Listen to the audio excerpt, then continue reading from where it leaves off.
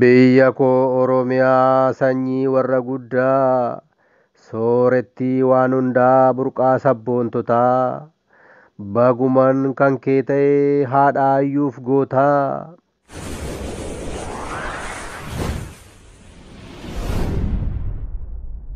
Kitaaba Yeburqaa Zimmitaa jedhu keessatti Waaqayyo dur Oromoo ta'uun isaa hin oolu kan jedhuun yaadadhe.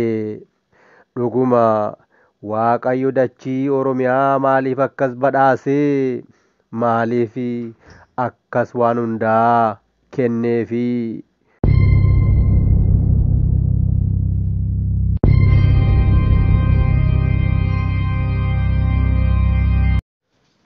Obomboleettii 22 Asoosama dheeraa barreessaan Natnaaboon Nagaasaa Waaqjiraa Abukaatoo fi Gorsaa Seeraa Seenessaan Abbaa Seenaa Arsadee Obomboleettii 22 Kutaa 42ffaa Kutaa 40ffaa fi 41ffaa keessatti kibba Oromiyaa Kofaleetti sagantaan addaa qophaa'u.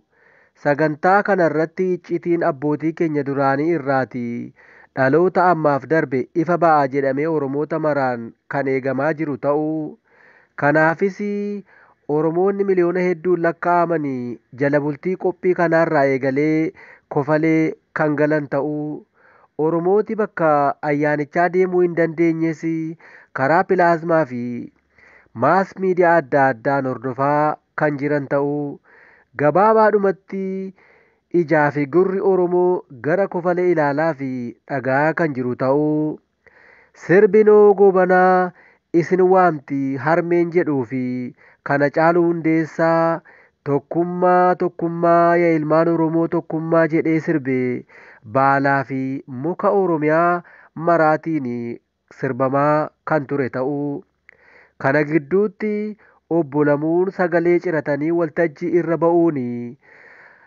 dubbachaa turuu isaanii fi waa'ee viidiyoota lamaa kallattiin darbaa turan irratti ibsa kennaa kan turanii fi duula Oromummaa irratti adeemsifamee fi adeemsifamaa jiru ragaan saaxilaa kan turan ta'uu dhageenye jirra.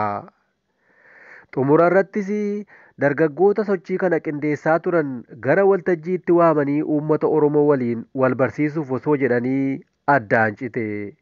Kutaan itti aanu maal ta'inna laataa?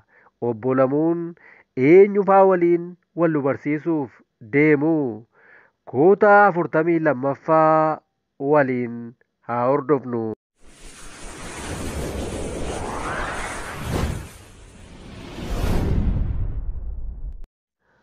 Obbo Lamuun haasaa isaanii itti fufuun akkas jedhanii.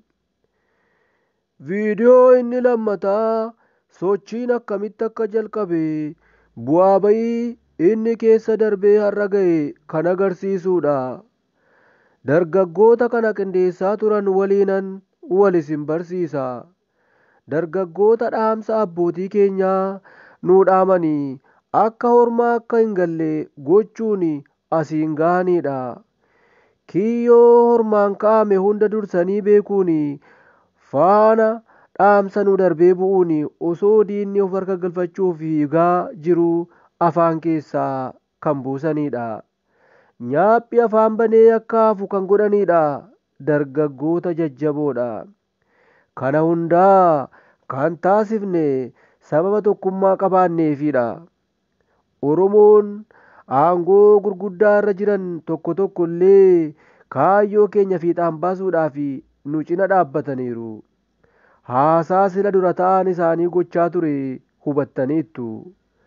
Onneen dardartootaa fi shamarranii baay'ee dinqiidha.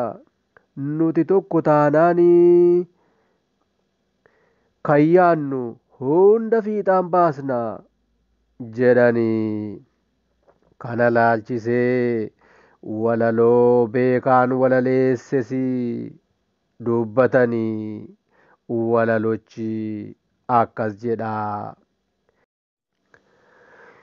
Biyya koo Oromiyaa sanyii warra guddaa, soorettii waan hundaa burqaa sabboontotaa, baguman kan kee ta'ee haadha ayyuuf gootaa obsi Oromiyaa koo hin boo'in gadditee kunoo ijoolleen kee amma tokko taate wal jajjabeeffadhaa waliin boonaa malee gidduu keessanii adaraa hamtuun akka hin galle waliin jiraadhaatii lafa yaaddan gaa tokkotuu taatanii maaltu isin danda'a walumaan miidhagduu waliin qoqqoodinaa jibbi falan ta'uu beekaa tooftaa diinaa seenaas yaadadhaa gatii kaffalame injifannoo kanaaf gootatu dhabame barattoota keenya babbareedduu qaalii maaliif akka dhuman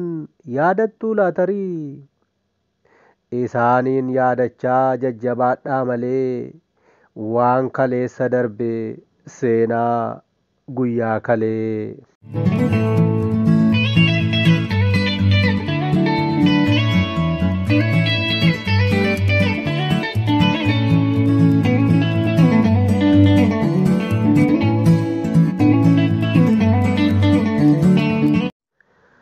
Dargaggootii fi shamarran qabsoo kana qindeessaa turan waltajjii irratti ba'anii badhaasaan wayyaa maraatuu akka uffatetti jira.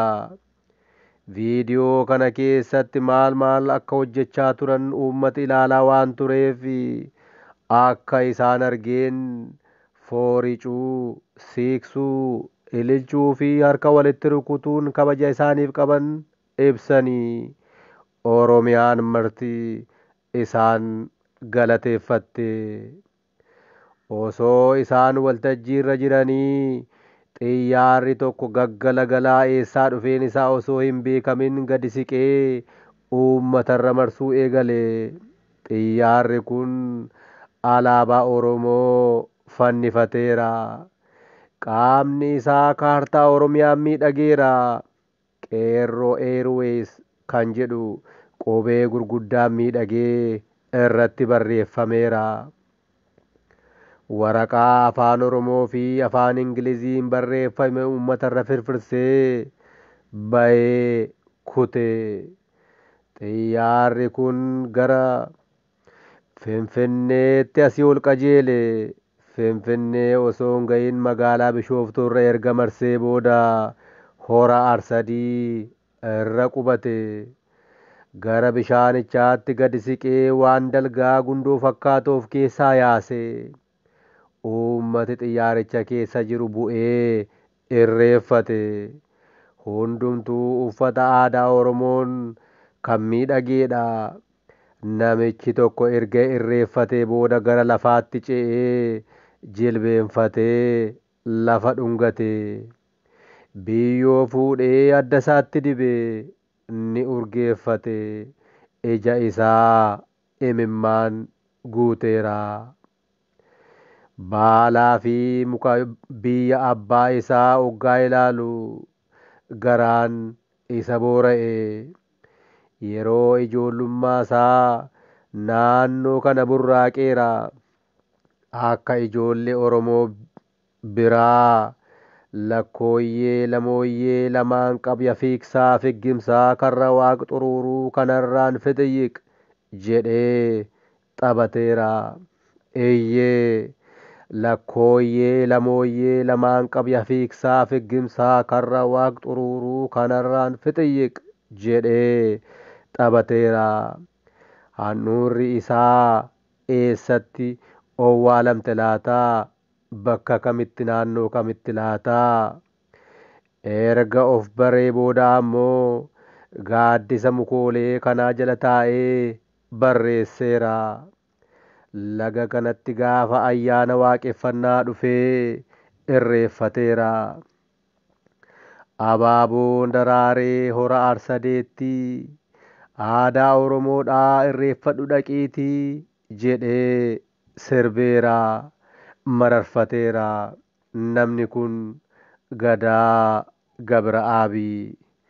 Maaltu beeka waa'ee waaqessaa yoona hora Arsadii kana taa'ee barreesse ta'a. Garaan isaa boora'uu hubattee jiituun imaltoota keessaa bakka inni jilbeenfatee jiru kaastee xiyyaara seenanii. Xiyyaarri ajaa'ibaa kunis waan akka gundoo garaa garanatti diriirfattee turte dachaafattee garaa ishee keessatti galfattee qilleensa keessa baddee gara kibba Oromiyaatti Kofaleetti qajeelte.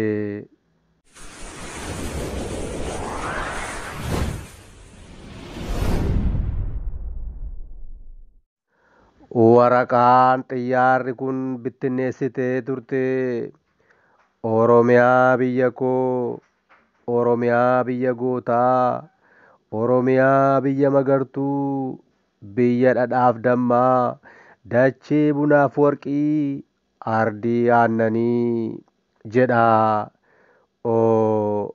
Kitaaba Yeburqaa Zimmitaa jedhu keessatti Waaqayyo dur Oromoo ta'uun isaa hin oolu kan jedhuun yaadadhe. Dhuguma Waaqayyo dachii Oromiyaa maaliif akkas badhaasee? Maaliif akkas waan hundaa kenneefi? Oromoon marti akka irratti gidiramuuf natti hin fakkaatu. Kun har'aa kaasee dhaabbateera. Fuula duratti kun gonkumaa ni dhaabbata. Biyya Oromooti itti bohaaranii, biyya Oromooti itti badhaadhanii, biyya Oromummaan itti dagaagu. Dachee abbaa isaanii irratti abbaa mirgaa ta'anii waan jaallatan godhatan taati Oromiyaanii. Xiyyaarri duraan amma libsuu ijaatti miliqxee sokkitee turte deebitee Kofalee bakka ayyaanichaa dhufte. Haalaa fi ariitii nama ajaa'ibuun bakka ol ka'aa tokkorra qubatte Kofalee. Gundoo ishee garaa garanatti diriirfatte. Waan addaati malee xiyyaarri akkamitti bakka akkasii kana qubata nama jechisiisa. Karaa fuula dura ishee ammoo waan akka riqichaa miila lamaan irra deemuu hin danda'an gara waltajjii qophaa'ee jiruutti diriirfatte.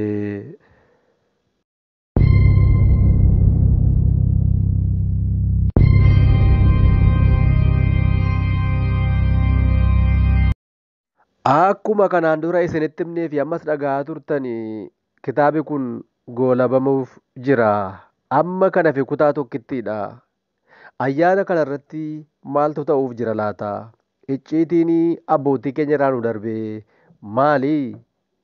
Iyyee kutaa tokko qofatu hafe. Kutaa tokko hafe kana irratti namooti ajaa'ibaa qabsoo Oromoo keessatti qooda guddaa qabatan dhiyaatanii yeroo dubbatan dhageessu. Waan fedheefuu icciitii Oromootaaf darbe kan abbootiin keenya nuun jedhanii dhaga'uudhaaf kutaa itti aanu guyyaa gabaabaa keessatti qabannee dhiyaanna. Viidiyoo kana yoo jaallattanii laayik godhaa, sabiskiraayib godhaa, hiriyoota keessaniifis qoodaa. Galatoomaa. Mana guddaa Oromoo tokko waliin ijaarra.